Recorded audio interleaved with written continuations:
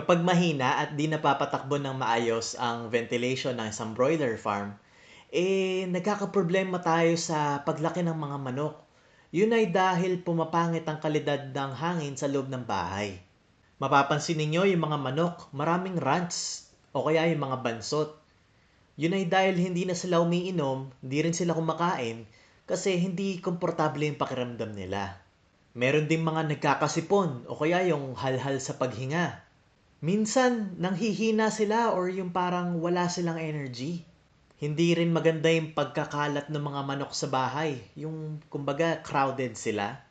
Ito ay dahil hindi napapalitan ng fresh air yung hangin sa bahay.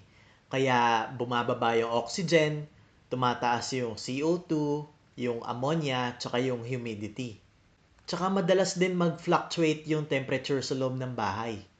Kaya ang epekto, maraming nagkakasakit, maraming mortality, at hindi rin maganda yung performance.